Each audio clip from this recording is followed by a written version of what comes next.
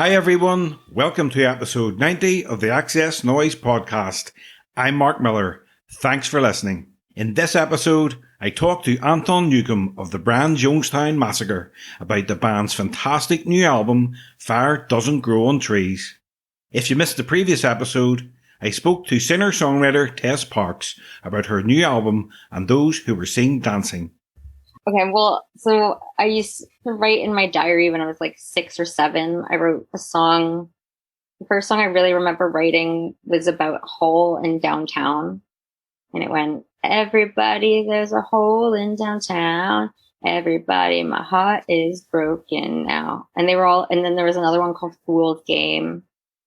There are a few, and like, I remember them forever. Like, they're written down, but I know all the words. Like, it's so weird to like have these like random things you wake up and then you just like carry them with you through life for some reason, even if it's like, it gets kind of annoying almost because you're like, I want to look all that downtown song again. Like, I don't know. But yeah, no, I started writing words for songs like on paper when I was about 6 or 7, and I still have all of them. So check it out, and if you like the podcast, please subscribe and share it with your friends. If you want up-to-date music news, album reviews and interviews, then check out our main website at xsnoize.com. You can also follow us on Twitter, Facebook and Instagram. Search for the tag at XS Noize Music. Anton Newcombe is a frontman, songwriter, composer, studio owner, multi-instrumentalist, producer, engineer and force of nature. He returns with the Brian Jonestown Massacre's 19th full-length studio album, Fire Doesn't Grow on Trees. In this interview, Anton talks about writing and recording the album, having the band's gear stolen on their American tour, politics, working with Dot Allison, and lots more. So sit back, relax, and enjoy the XS Noize Podcast with Anton Newcombe. Hi, Anton. How's it going? You're looking good. You're looking good. For an old man, huh? I was just reading your Twitter there. Yeah, I'm sort of. I tweet like I'm on coke. I'm always on that fucking thing, but it takes me no time to fuck with everybody, you know. Yeah. But I'm not a troll. See, that's the good part. Yeah. I'm not trolling people. You know, I'm just acting like I'm on acid or something and pissed off. Well, it's good. It's good to speak to you again.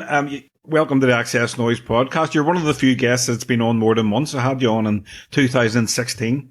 Loving the new album, yes. So hopefully we can talk a bit about that as well. But I would like to ask, the Brian Jonestown Massacre have just finished a 38-date tour of the US with Mercury. I was sorry to hear you had some of your equipment stolen in Portland. So yeah. How did that happen? And did you get it all back? Yeah. Amazing enough, we didn't get back one silly pedal and one case for one of the 12 strings.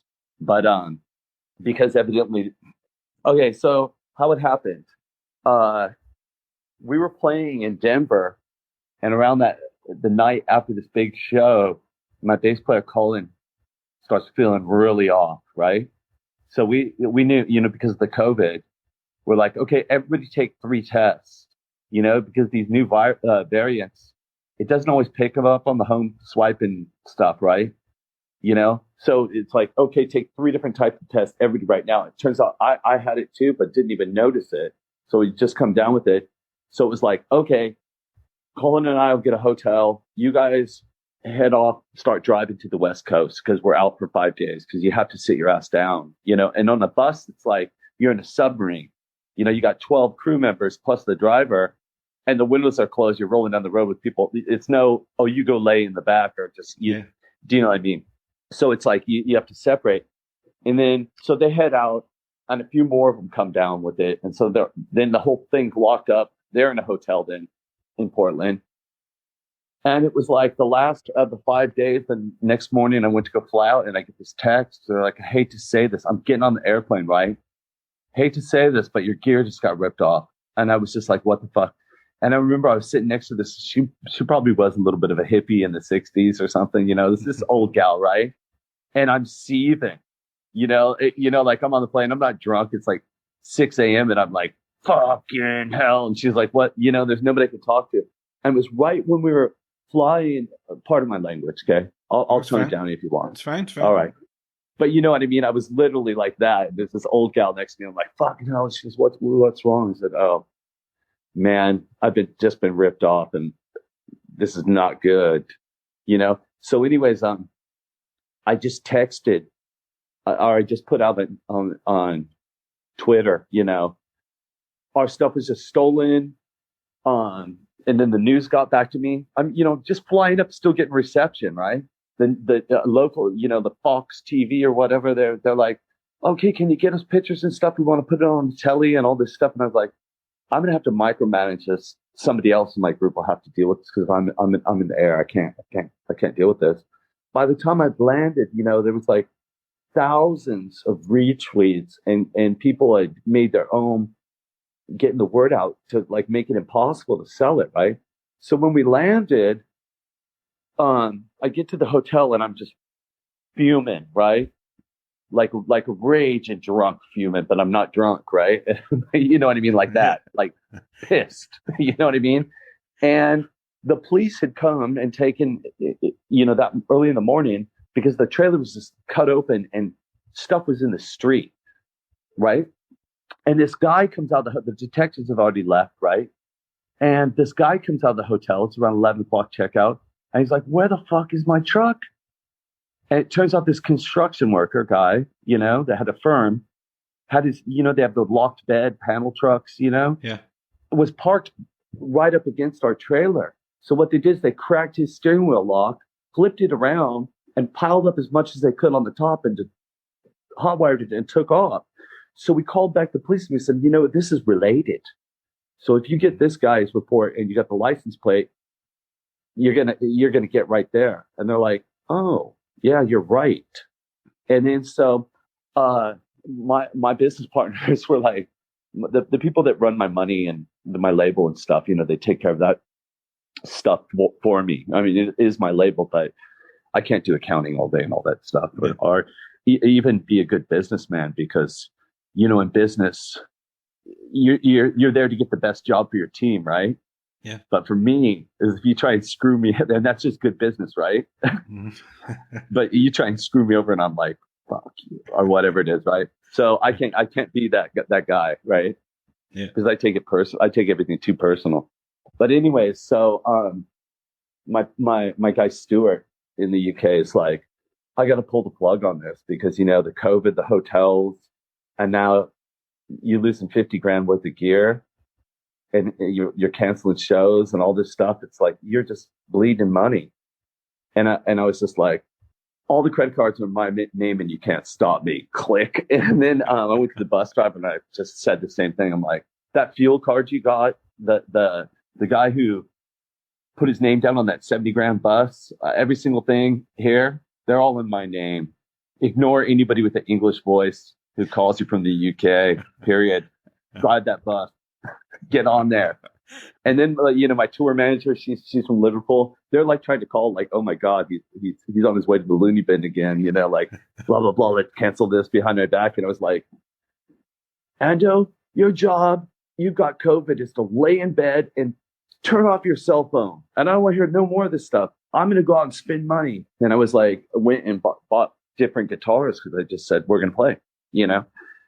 And then it was just raging big, you know, like, and we just played, you know, and everybody's like, boy, you made the right call, you know, like carrying on. So, then what happened is they, I guess there was a killing. See, Portland now on the West Coast, a couple of these cities, they've decriminalized sort of drugs and they're really hard on the cops, like the defund the police stuff. They have the Antifa versus the Proud Boys coming up and having gun battles in the park. I mean, it's psycho, right? But as a result, there's like, it's like a favelas. It's like the third world in South America when we've gone down and played Lollapalooza and stuff and all these places in Argentina or something. And you land at the airport and you're driving for like 3 or 4 kilometers or something, right? And it's just people built shacks down the side of the freeway and their cars are parked and everything. And it's like that in America now. For miles down the freeway, there are people parking their caravans just as you see, like, when there's a turn and you've got the grassy embankment and they're just got a village going and it's just crazy, right? So the police, there was like killing, because they're all on speed and they're all on the fentanyl, the drug problems they got in America. And so there's some kind of killing, and these two detectives were rolling around at these camps at night to see if they could get this guy. And they roll up and there's the truck. And they're like, wow. So they just walk up and they've got a box like that you would find in a junkyard, like if you were pulling parts out of cars, and they have these industrial plastic bins that are really big as a bin, and there's like 16 pit bull puppies, and they've got like a bag full of OxyContin, about 25 catalytic converters, all this like welding and electric saws to like just rip stuff off, and they open up the tent and there's all of our guitars just laying on the floor. Wow. Except one. And then what happened with that one is we get across the country and all of a sudden we get this call or email or something. And this guy's like, oh yeah, I just want to do the right thing. I just came across your guitar, and we're like emailing back. We're like, oh, cool. We'd like to get that. And then it's like, oh, I didn't find it. My friend found it, but we paid $600 an ounce of weed for it. And we're like, oh, can you show us the serial number? You got a picture of it to make sure it's the right thing. We want to settle this. And they do that. And we wait a little while and we're like, look, we've got friends in Portland. We'd love to come over, just give you the money, for both of whatever you're into it for. Just give us an address. And they're like, okay, here's the address, whatever. Sent old Bill around, painted.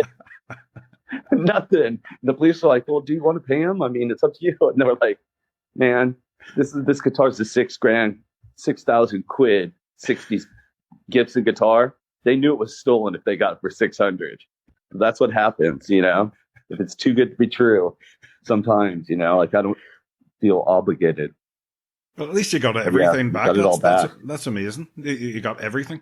It was amazing. And it's what was even more amazing is in the comments, I thanked those guys. And looking in the comments, people are like, I don't care about this fucking drug addict hippies and their shit. Get my bike back.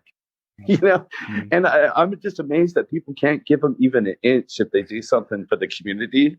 Like a lot of people are at odds with the police, the all cops are bastards or whatever. That even if they're doing something amazing, they're just like, yeah, but screw those guys. And I was like, oh, come on. They got your stuff back? Yeah, exactly. And I thanked them because it was right to do that. Yeah.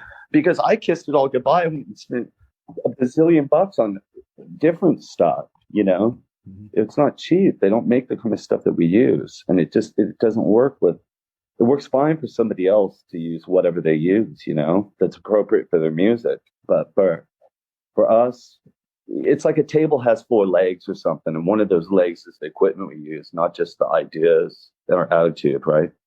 Well, you've been living in Berlin for 14 years now, and you were exactly. You're on to. Do you enjoy going back to the US? You know what? When they say the grass is greener on the other side? Yeah.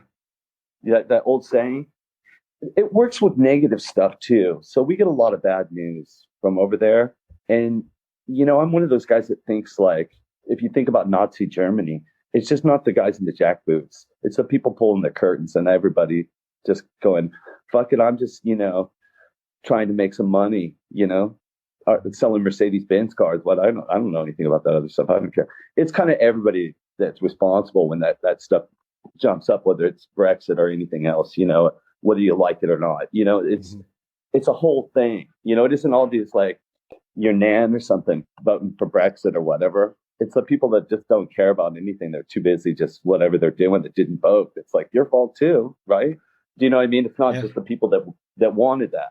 So with America and its sort of schizophrenic, gun, crazy, let's ban abortion, like let's screw you, we're waiting for Jesus, let's have the end of the world. It's all this madness, the Yeezy. It's just this crazy culture, right? Mix match, it's just it's so easy to sit here and just go, fuck all you guys, you deserve each other. But then when you go back, you see a lot of great people everywhere. And of course, the geography. There's one thing about the States that's different than a lot of places. You know, in the old money world, the main way that those people, not the new guys that do like car phone direct or whatever, right? Car phones to you or something. But the old school people, the reason they got money is because they don't give it away. Yeah. And they keep that land, and that's why there's no new houses in the UK or something. You know what I mean? So those properties have been there for a long time, right?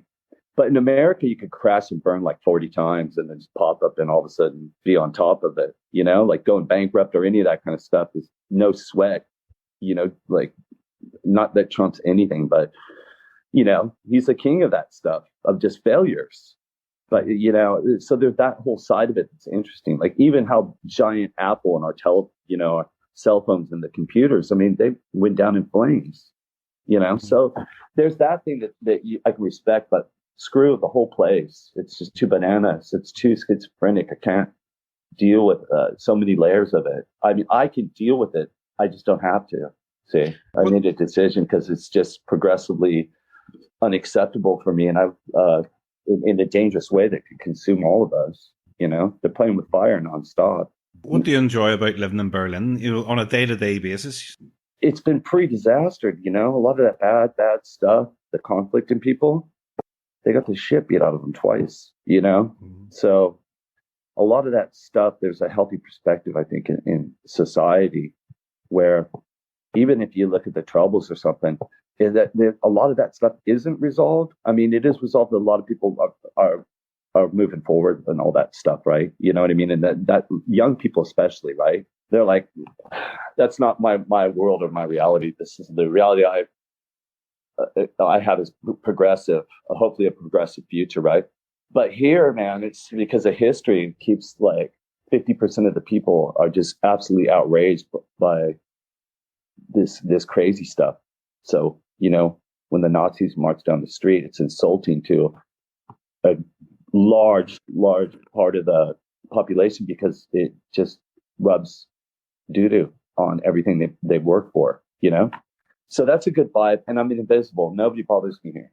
See, nobody, it's different than UK or France. When I'm there, if I'm eating dinner, people just walk up and go, I know who you are, to get a selfie. It would never happen here in a million years. So I can just have my kid and it's progressive. I can't vote here, but I feel like a lot of things that I want to see happen in the future are policies internationally and also domestically are accomplished. You know what I mean? Mm-hmm. Yeah.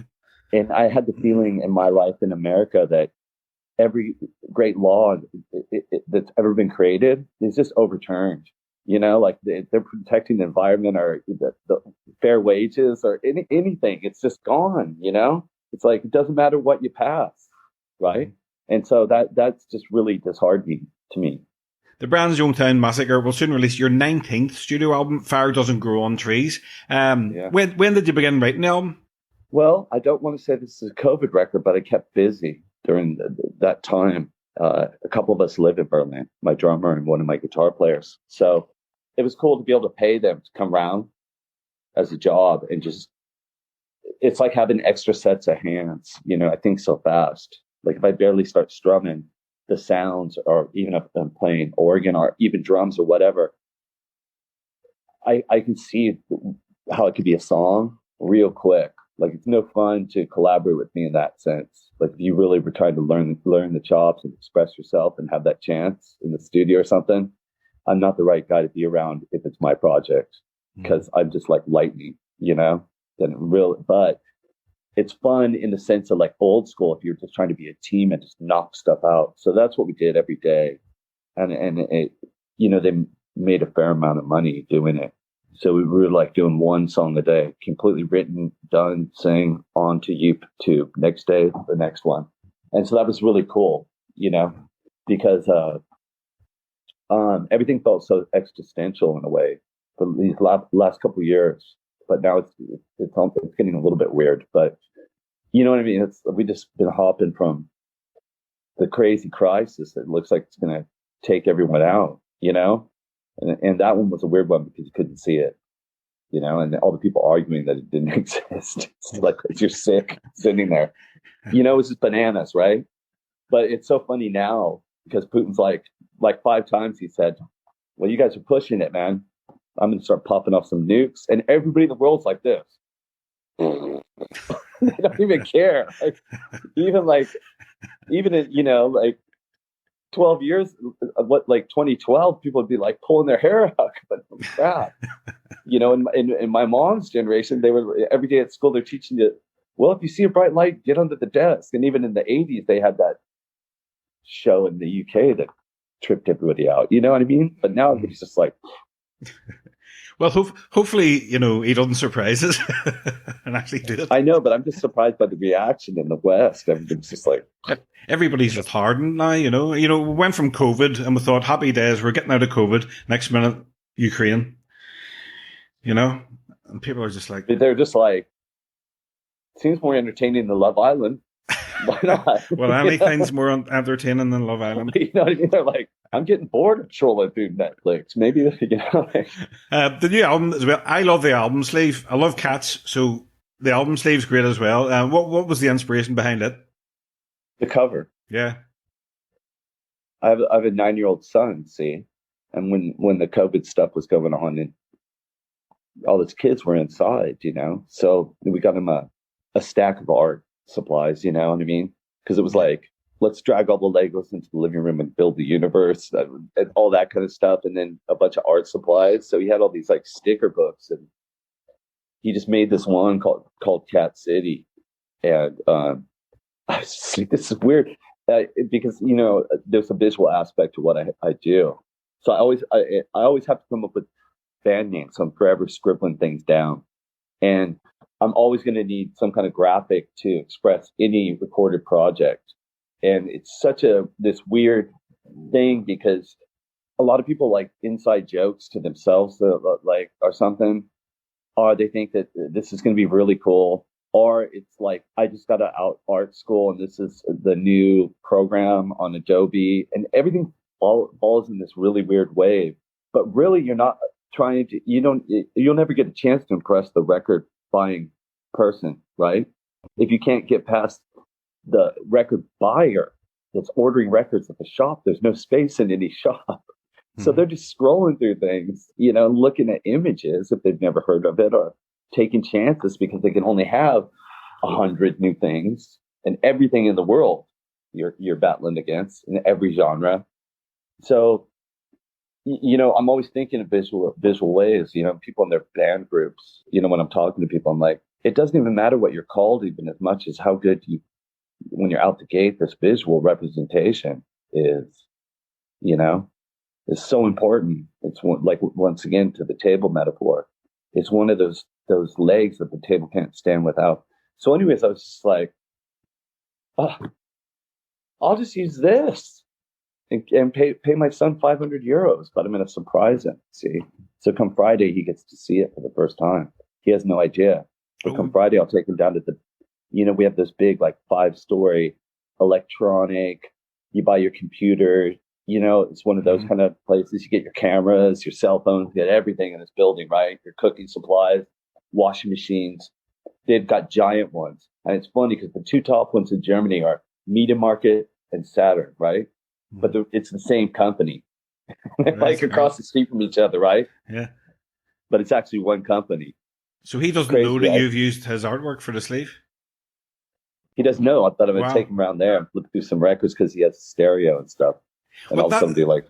That's interesting because the last time I spoke to you in 2016, you told me that you hadn't introduced Wolfgang to music yet. You said you don't want to play any music around him. You wanted to give him the space as an experiment, but you would soon. So what was the first music you introduced him to? Well, when he was really young, there was a couple times where I'd be up in the morning. This is really young. And I put on Neil Young, after the Gold Rush or Harvest or whatever, you know what I mean? And he really liked it. He liked the Kinks, and he was picking up stuff, because of Yellow Submarine and things of that nature, and he's really musical. But I did let it go, almost unless his mom was playing something. But I didn't spend very much time at all playing stuff in the house, just a couple times, some classical sometime, just a few times. And then I went and got him this battery operated record player, these ones from the 70s that I get. You can plug them in the wall, like the Philips ones, or you can take it in your backpack. So he had that for a while, and I said, this is how you take care of these. And I was just buying him the best records in history, one or two at a time, every time it occurs to me, and putting them on the shelf and saying, I don't care if you like Kinks, put it back and grab something else at random. I guarantee every single thing's a winner, and figure out what you like in here. And then I had to break down and spend like $1,200 on a better stereo, because those old 70s ones will just eat your vinyl live, and I've already dropped a couple grand on his vinyl collection. So now he's really into it, but he's still a little bit slow. He likes Clash, he likes all kinds of stuff. That's amazing. And he really likes it. You know what I mean? I've bought my daughter a record player for her 13th birthday on Sunday, and beautiful. Now she loves Taylor Swift, but I says, what record would you like me to buy it? And she said Oasis. Well, that's fine. I mean, a lot of people are mad for that stuff, but the cool thing about getting a record player, it doesn't have to all be this 30 quid a pop, 50 quid reissue stuff. When if you go to a car boot, which is a lovely way to spend a couple hours sometimes with your kid or your family or your friend or whoever, right? Mm-hmm. Occasionally, wherever you are, a rummage sale or council, like charity thrift shop, there's some interesting stuff you could find that's dirt cheap, Mm-hmm. No, really classics. It doesn't have to be like, oh, here's this Duran Duran album, let's get this. There's just a world of stuff that I tell people, like, well, every single great record you never heard is new to you, so it doesn't mm-hmm. matter. You know what I mean? Yeah. And also for a young person, putting it in that context, like closer to where we were when we were younger, whereas you took your pocket money and you bought one thing, and then you learned to like it because that was all you had that week, right? Yeah. You learned because we couldn't resell them back then.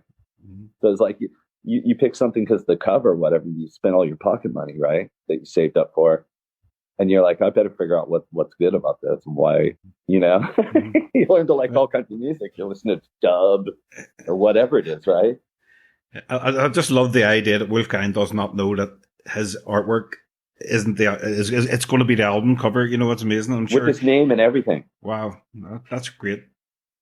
It's a good surprise, right? Yeah, absolutely. And it's so funny because I just did this little tour or whatever, and I'd ask him, I was like, eventually we're going to play in Berlin. You feel like going this time, or in the UK when I'm playing?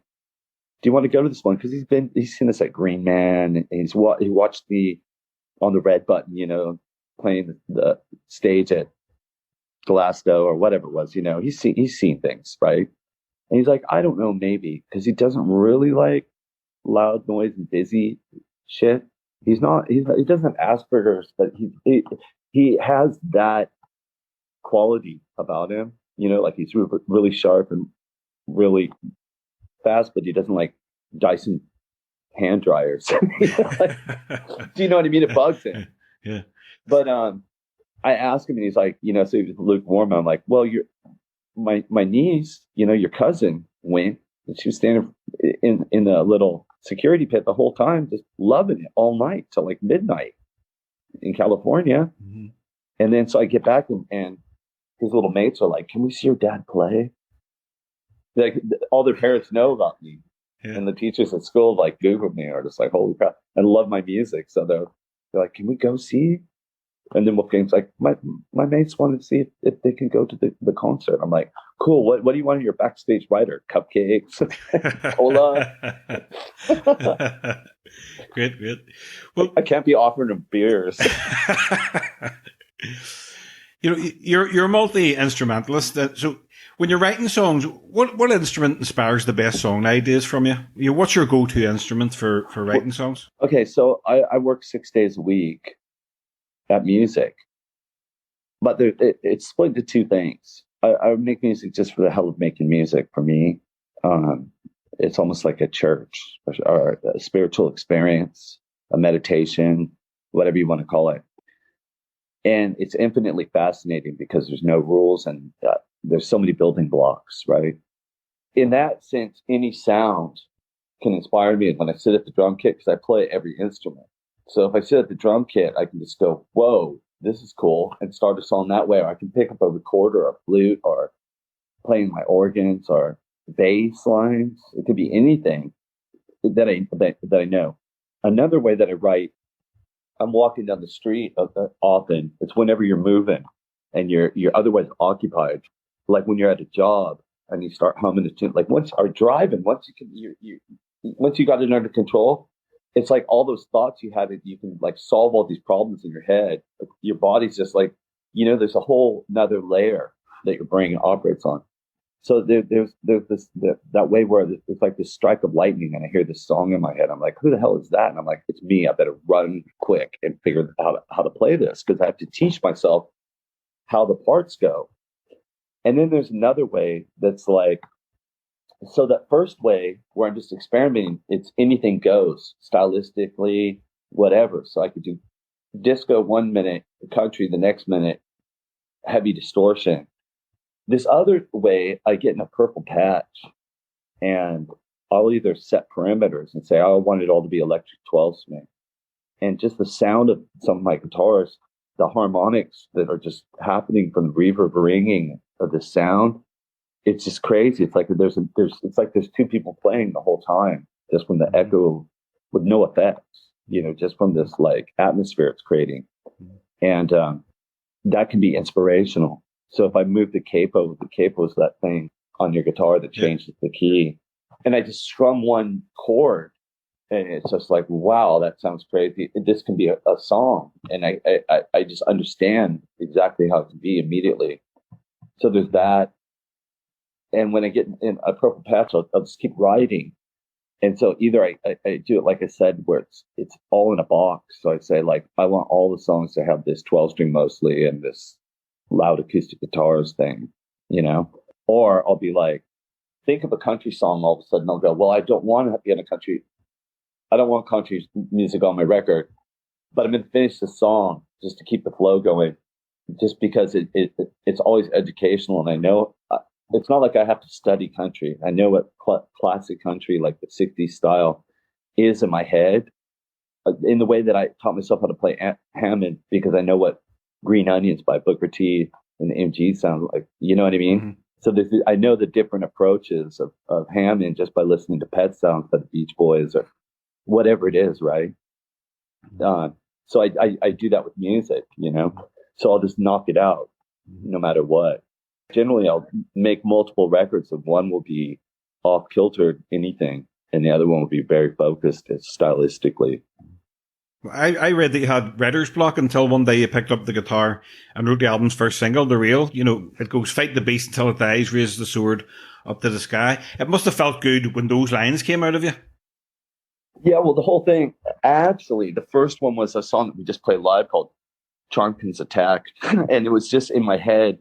There's a style, there's these bands that were more 60s, if you can believe it, who live in it. You know what I mean? In San Francisco, these garage bands. Mm-hmm. And it was just reminded me of like how we would all get cooking in that style. It's just really slamming and simple music, plug in and just tear the roof off something that's like surfy, garagey, something, like 1965 style music or something, right? Before they got too weird with the psychedelics. It's a different kind of psychedelic, right? Mm-hmm. But we were playing every single day. So I got out of hospital, so it was like a month of every single day, and I make up songs, and it's not like I'm trying to go, oh, I need to be a teenager, and this is the song that's going to get it doesn't matter who it is, right? This is the one that's going to get the Guardian to give me 5 stars, or this will get me the First Division playlist on BBC 6 or whatever it is, right? I don't have an imaginary demographic that I'm trying to please, right? Mm-hmm. Like some people, like I need a hit, But yeah, it's I'm trying to please something imaginary people in my head, like, oh, that I like it, because I'll make up stuff, a lot of songs. Whether my mates will go, I'll just play them something that I've worked on or that I'm working on, and they'll go, what the hell is this? And I'll go, just something I made up like last year. And they'll just be like, you have to put this out. This is crazy. I'm like, really? Because to me, they're like all my bastard children. I love them all the same, you know. When you have the music, do lyrics come easily to you? Yeah, they didn't for a long time. And a lot of it is, Dylan had a lyric that said, if my thought dreams could be seen, they'd probably put my head inside a guillotine, which is a way of saying, like, if I really tell you what I think, right, you'll put me on trial for it. You know what I mean? Yeah. The mob will rip me apart, right? I'll get tarred and feathered. And I'm like that a lot. So a lot of times, traditionally, I just mumbled stuff. There's a couple different reasons. And then just sing it for real live. And one of them is, I always liked music from China and every place else in the world, like Gaelic music. I don't need to know what they're saying. And when I check back, when there's something I really love and I look at what they're saying, I actually, the words are probably pretty good too. But a lot of times, it doesn't interfere with me to listen to music from India, and that I don't know what they're saying. I'm listening to the music. So I'm just creating this thing that captures me all the way. But I don't want to be a prisoner in the sense that, like, Stone Roses made this record, right? This beast of a record. Then they get like 20 million quid and all of a sudden they can't be bothered to ever write a decent song again. But somehow they're still the greatest band of all time, to a billion people or whatever. Well, that's one of my favorite albums of all time. Yeah, but I don't want to be a prisoner of that. And then there's the other thing. You get like Radiohead or something and working with Nigel Goodrich, who's so good, and you're down there at Abbey Road, right? Well, they could make 20 more records, and which one's better than the last one? It doesn't matter. It's up to you. They're all equal. You can't make a better sounding record. Beck can never make a better sounding record. Mm-hmm. And I like the idea of being able to improve. But for lyrics like these last 70 songs, I had to bang them out. All the music is one take. I don't think about it. But I would sing it to myself. I use literary devices. See, I'm singing to myself. They're like affirmations to rally my troops, me. Except I learned this trick when I was a little kid from the Beatles, which is, she loves you. Yeah. I want to hold your hand. Jefferson Airplane. Don't you want somebody to love?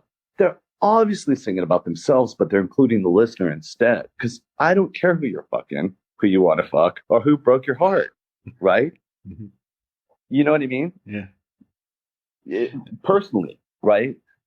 I mean, like, if there was two of me and I was listening to myself, I don't want to hear about my love life or whatever, but there's ways that I can include the listener where people are like, yeah, I feel that same way.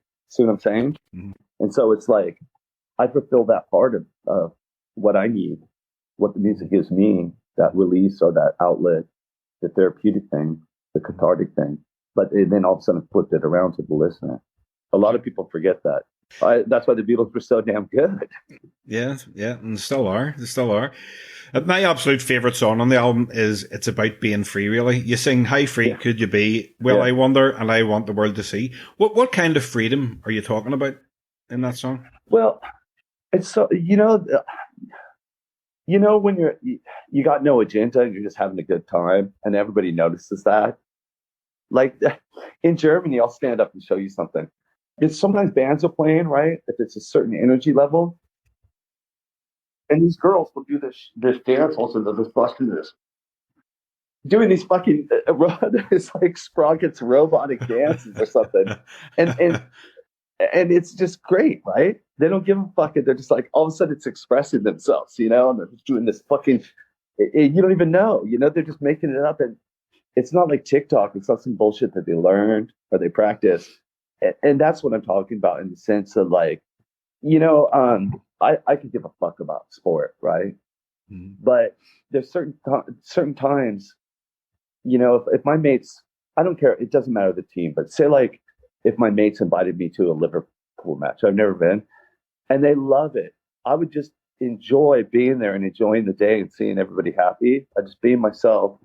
I'm being there for that moment of us doing something together that they really loved without being swept up in it or something. Mm-hmm, mm-hmm. And that's what I'm talking about. I think that's a beautiful thing that we all need. You know what I mean? Mm-hmm. And I'm talking about that beautiful thing that's not slap or whatever it is that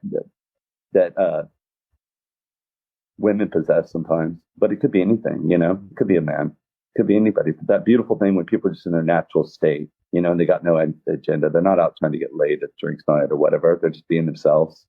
I think that's a lovely thing, you know? Absolutely. It's a great song. I really, really love it. You know, when you're writing a song, is there a particular subject or theme that you would like to write about, but you haven't got around to yet? What? God, man, guess what?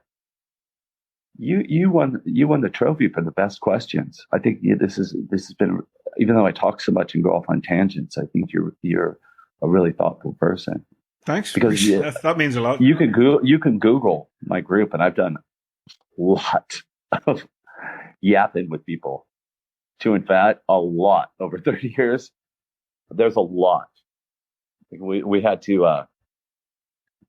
I have some Europeans in my band, so they all of a sudden during Trump times they tried to get artistic visas for those guys, right? Mm-hmm. Even if they're part of my paid crew that's an LTD and a corporation in America, they're still like, yeah, well, tell us about this guy. And they made us print out. They're like, print out all the press about your group. And so we just stopped at 20,000 pages. They wanted real printing. You know, here's 20,000 articles besides all my awards, like best song of the year in the world for television, you know, this or this, whatever it was, right? And then they're still like, nah, that's not good enough. You're not a real band. But okay, so as far as songs, you know, I got to follow my heart where it goes, and my reoccurring themes are this quasi spiritual, like berserker, like St. George metaphor type thing, you know, and love and the alienation of that. I think a lot of it. I'm getting screwed by the man, you know. That's a recurring theme. Being fucked and bombed. Or whatever it is, but you know, I don't. What I want to, you know, I never go, kids, fuck EDM. This record sounds trippy as shit on fucking MDMA. You know, try it out. You know, I never. That's not the point. See, I don't give a fuck, and I don't want people to do anything. That, you know what I mean? You know what I'm saying? Yeah. Like I'll go. Yeah, this music's psychedelic, but then people ask me what psychedelic is, and I say, well, it's mind expanding.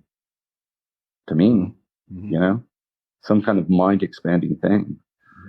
It isn't like get trashed, you know, by huffing spray paint or something. It's not what it means. That's not what it means to me. Even if things do look weird, you know,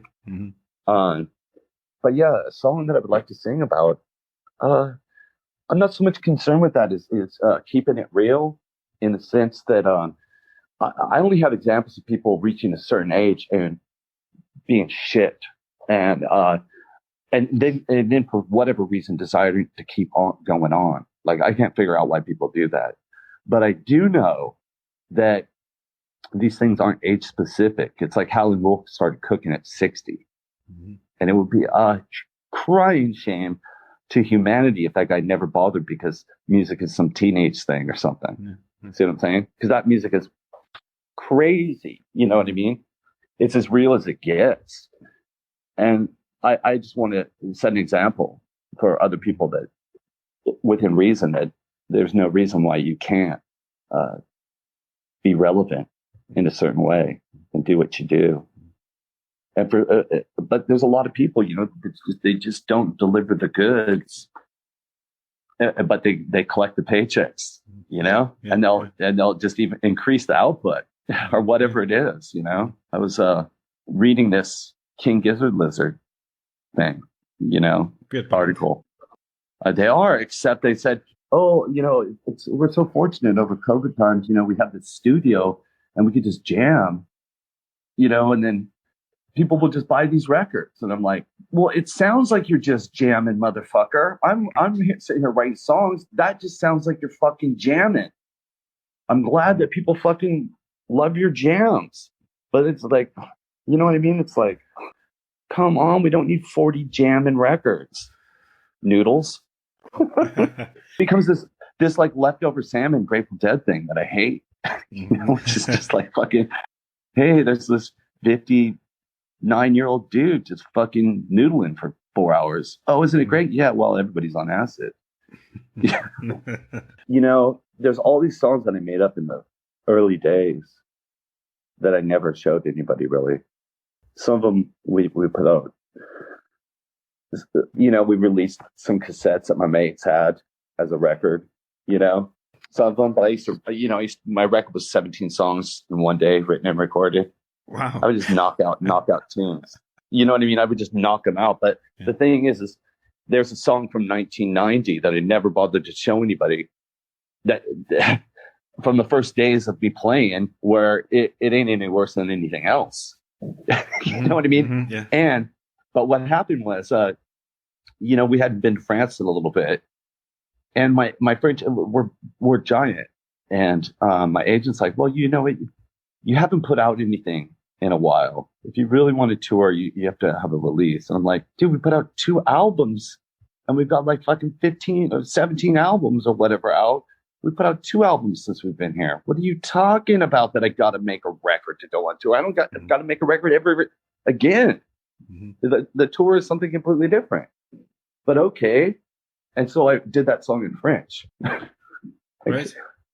Have this one in French. And then, because I love burning the French people up, because so many of them, they'll just puke up chunks of words, because the sentence on paper is amazing, and the way that their command words is amazing, but it's not music. You know what I mean? Yeah. It's less musical than Sleeper Mods. They just ran some heavy, beautiful shit, you know what I mean? But it's less musical. But there is this way that you can do it, you know, that I teach people in French, where you can just chop that right in there, you know, to this level, you know, because it can be done. You just have to use the Mozart technique. So I really like burning those guys up, and just because I don't even speak French, but I'll release French songs that are really good all the time. You know what I mean? Yeah. But you've also been working with Scottish singer and songwriter, multi-instrumentalist Dot Allison. So how did you get involved with her? She played Fell from the Sun. I posted it on her Twitter. Are you familiar with that song? Yes, I heard it. Yep. Fell from the Sun is Opal, pre-Mazzy Star. It's an amazing song. And I just hit her up at random. And I was just like, you know, Dot, if you want to make music like this, I'm probably the only person in the world that can do it with you. And she's like, as a matter of fact, I do. So we started working on stuff. We have like an album over COVID time. And then this guy, Philip John, who did Downtown Abbey and among other things, I'd done a film with him before. For the Scottish, Welsh, and Irish Film Fund Board. It was a play that turned into like this group effort, right? Mm-hmm. And so he all of a sudden he says, there's a show for the BBC with Nicola Walker. I want you to do the soundtrack. They want me to be the director. And I said, I won't do it unless I get to work with you again. Great. The next thing I call him back and I'm like, well, Philip, it's a Scottish TV show. Why don't I have fucking Dot do it with me? And we'll just do it like Lennon McCartney and split it down the middle. He's like, that is inspired thinking, you know? He said that yes, you know? So we did an album and we did a TV series that ended up on Alibi, you know? It's up for the Scottish something TV show of the year, I guess. But which was just very difficult, you know. Doing a TV show, all the music and the theme is like doing 3 movies. When you're doing soundtrack stuff, do you approach it differently? Because obviously, you know, you have to get input from the programmer, filmmakers as well. There's these multiple levels, right? If I were to just look at you and say to the listeners and you, I'm a fucking genius, you wouldn't know what it means, and you go, you're also full of yourself, mate. You know. Mm-hmm. And by the way, you're not my mate. But you know, I can look at a piece of film, right, And the first thing is I can think of what the BPM is by the movement of what's going on and how it's going, right? I can go, okay, this is going. And then I know immediately what I have to do. A lot of people today, they're not really composers in film. They make a bunch of bits of music and then they argue their corner. Mm-hmm. You know, they're almost like a music supervisor. They get a gig and they just try and cram all these square pegs into round holes by power of their pontifications. You know, they're just like, they're like used car salesmen, you know, kicking the tires. You know, I got a couple of people that want to look at this thing. So, you know, but I just compose to what I see. And it's a bummer because a lot of times I argue for the rights to the audio, like, oh, it's like make a disc from it or something. And I end up just making all these like 15-second long pieces of music. Whereas even the, you know, my Italian heroes, something like Ennio Morricone or whatever, you know, they have these beautiful, gorgeous long pieces of music, even Nick Cave, you know. But that's impossible that he did that to spec, because you would never end up with all that stuff. And why would you keep going on it? Mm-hmm. Especially if you're under crunch to do a movie. Why would you be making all these 6-minute long pieces of, I don't know, frogs moaning or whatever you're doing, the digital delays, you know what I mean? The Brian Jonestown Massacre have recorded 19 studio albums. If you were to recommend one of your albums to someone who had never heard the Brian Jonestown Massacre before, what album would you choose? I'd have to say Best of the Beatles. The classic Alan Partridge line. Yeah. If you had to pick your favorite Beatles record, what would it be? I'd have to say Best of the Beatles. I don't know, you know, because it isn't complete. You know, that was the theory when I knew that the movie was going to come out, right? I was like, man, I got a bunch of output in my life. People aren't going to know what to make. They're going to watch this film. They're not going to know what to pick, right? So I better make a compilation record and just screw everyone, you know? And so, you know what I mean? Just was being strategic. I was like, I'm going to use this movie, even though they tried to make me look to be the biggest asshole in the universe. I'm going to use them for all it's worth and never comment on it. And screw them, you know? But yeah, so I don't know. I don't know what to say, you know. Apart from the new album, what work are you most proud of? I could say like, wow, you know, like 160 million people sure seem to like An Enemy or whatever, right? Just on the digital or whatever, right? But they might not even get past track 1 on Their Satanic Majesties because I'm screaming into the walls and you know, but it's fun, you know. Yeah. But you know what I mean? It's not everybody's cup of tea, even though there's some great music on it, you know? I just think that they're also weird. You know, I think my least favorite was My Bloody Underground, but at the same time, it was very important for me to just smash all the dishes in the kitchen for a second and then sweep everything up and decide what I want. What pattern new, you know, China I want next. Because I think as an artist, at some point, if you're really prolific, it's important to do that. All the way to the edge of throwing the baby out with the band water, or whatever it is, you know. I think it's really important if you've done that, if you've recorded more than 1,000 ideas, to just like, and then recollect what you want out of music, you know. Cool. I'll tell you what the best record is. Oh, go ahead. It's called The Future Is Your Past. It's coming out in the fall. Is that your next album?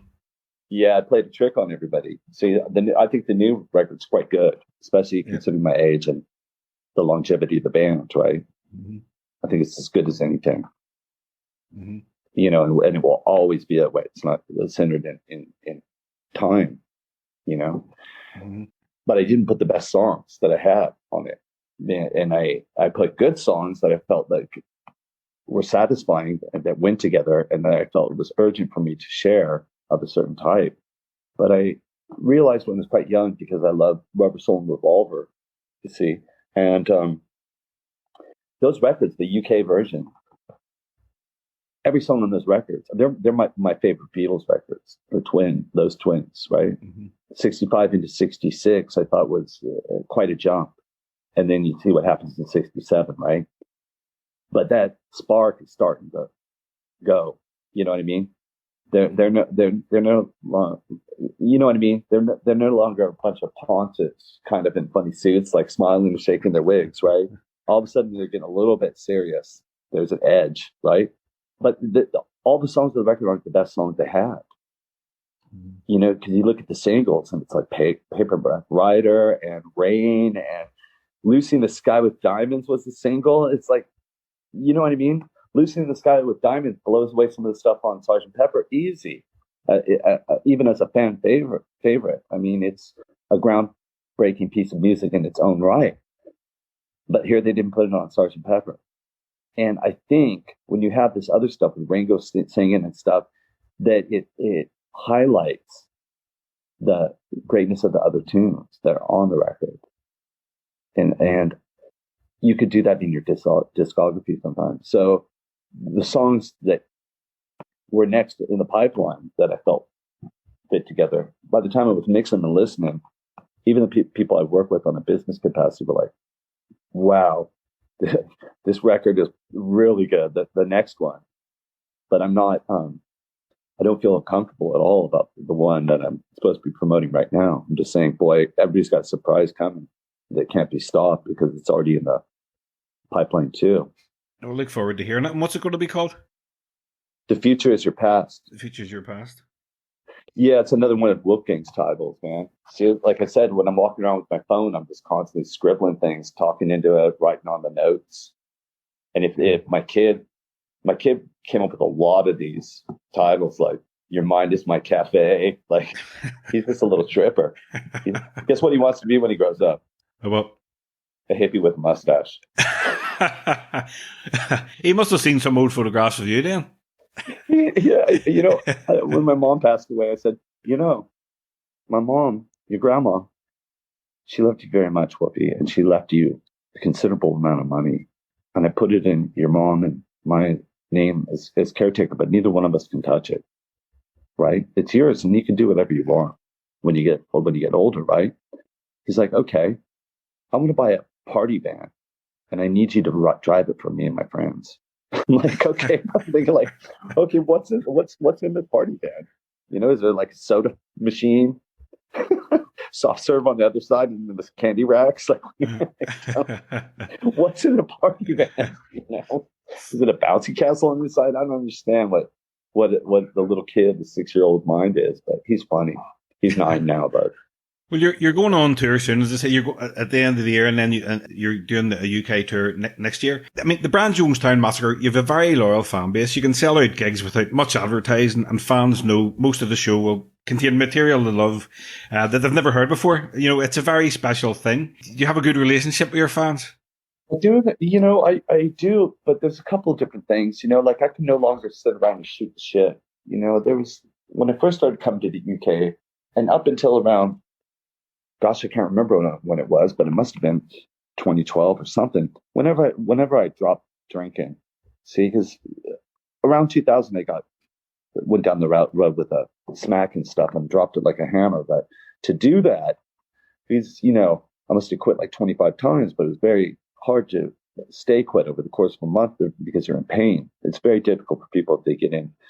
But I wasn't in it that long.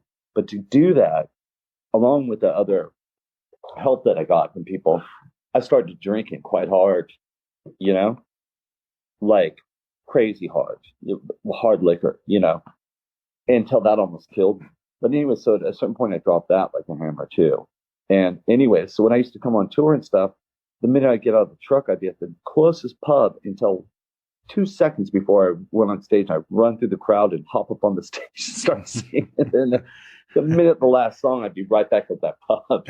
Like, and it was just bananas, you know, and I'd be talking until, you know, eventually you lose your voice. You can't talk to everybody. And it's really weird. Like, even if I wanted to, like, get naked with every single hot girl that came across my path, because I had an icebreaker playing or whatever, it would never happen because there'd be like 20 million other wackos, like going, oh my God, can I get a selfie? And they'd just be like, can't you see I'm busy? So I don't even talk to anybody. Yeah. Mm-hmm. So that's weird. And then there are, the internet, there are people that latch onto you and stuff. And it doesn't matter what you do, that are just, bless their socks, they're nuts. Do you know what I mean? Yeah. They're not rational in any sense of like, they'll get pissed at you. They go to a festival. They're like, I wanted to bump into you because I talked to you on the internet. It's like, okay, except there's like 65,000 people here. And do you even realize that I have it's like 20 people that work for me are shadowing me every footstep I even walk. Mm-hmm. It's like, you know what I mean? They just don't have any real grasp on reality. You know what I mean? It's like getting pissed at fucking Liam because he talked to him once on Twitter and you hit him up on Twitter and when he was playing Kim Award or whatever. You're like, I'm really let down that you didn't say hi. I thought we were friends. And you're like, dude, what are you fucking talking about? But I appreciate everybody. I'll lose my voice if I keep talking. You can't sing the many hours and travel and have the lifestyle and yap the whole time to smoke like I do. It just doesn't work. So, and it's really hard, and I've explained to Sleep with Mods, Jason and I are good friends. You got to have a plan for all this stuff, for chicks, for money accounting, for the loneliness. The loneliness. You play in front of 20,000 people, and within an hour, you're sitting in a hotel room by yourself with the ringing ears. Every day, you just do it over and over and over again. And it really does a number on your head. You know what I mean? And then there's that. And then people just are always, their magic key to try and get backstage and befringing it, their icebreaker, they've got tons of drugs on them, and it's the only job in the world where you go to work and they just fucking hand you 10 cases of booze. It's like no other job except maybe some weird prostitute in Japan where they just get you higher than crap on smack and steal your passport. There's very few jobs that are like that. You have to have a handle on all of it. Yeah. Well, after 19 albums, what drives you to keep going? What motivates you? Well, let's go back in here one more time. Do you honestly think this is a collection when you look at all the guitars, or do you think these are my tools in the way that Grandpa has a shed and he's got 10 hammers because he builds fences? It's a collection of album tools. Yeah, it's both. It's a bit of both, isn't it, really? Not really, because there's specific things. See, when I started buying the guitars that are $7,000, they were $700. Nobody wanted to play the guitars that I played. See, because they all wanted this stupid shit that they'd seen in the pictures. In the way that people think of 12 strings, they think of Rickenbackers, and they want to be like that, like the Byrds and the Beatles and all that stuff. But that you'll never get that sound because that sound is compression. But the Vox stuff is way better, So nobody wanted that stuff. They liked the Gibsons and all this other stuff. And I'm the one that liked all the weird, funky, strange stuff because I knew what it was, Would you like what everything is? And I got an eye for that stuff in the way that if you ever seen American Pickers or some crap, where the guy walks in, even though it's all set up, and he walks in, he knows everything. He's like flipping through the dusty stuff. He's like, oh, you know what this is? 1921. There's only 4 of those. Last one went for $5 million. Yeah, I can't go higher than 2,000. I'm like that with every piece of musical gear that means anything. Would you like to go in and record? I'll walk into some shop and go, Mister, how much for the synthesizer? It looks like somebody pissed all over it. That thing, 25 quid. And I'm like, score, they're 2,000 on eBay, And so that's, I do that stuff. Would you like to go into a studio like, say, Abbey Road and record an album? People talked about it before. Like, hey, come and do a live recording, this live session, do this and that. You know what? I got bread. I can do anything I want, That place is a commercial business. It ain't nothing special. It isn't like Paul McCartney has to love you to get for you to be able to walk in the door. It's like book a day and pay the bill, Yeah. Doesn't matter who you are, right? Mm-hmm. I have this thing that Radiohead can't do, right? Like I just told you, they can't make a better sounding record ever, period. It ain't gonna happen. right? I can't. See, I still have that whole stratosphere of craftsmanship and all that kind of stuff where I could go to. So I don't know. I just don't think it's important in music to even dabble in those realms, because what, like if you ask Eric Clapton, that guy, but if you ask him what his favorite stuff is, he's going to tell you like Robert Johnson, right? It's recorded on a piece of wire in the 30s or whatever it was, and he's screaming into the wall. He's not even looking at the mic, he's too shy. So, and it has no effect on people, whoever's heard of Robert Johnson or listened to the music. It has no effect on anybody's ability to get caught up in that what the man is trying to say when he's singing to you, me and the devil walk side by side. I beat my woman till I'm satisfied. He's a motherfucker, right? Mm-hmm. But it's very much in the vein of like listen to the lyrics of Nick Cave singing Stagger Lee. Very naughty, naughty boy. You get canceled for less than that, I guess. Well, Anton, it's been absolutely tremendous talking to you. I just would like to say, what's just next in the immediate future for you in the Brian Jonestown Massacre? Dinner? I'm running late. What are you having? I promised my son sushi, but I don't know. It's getting awful late, so I gotta go hustle. Again, thanks again. It's been great talking to you.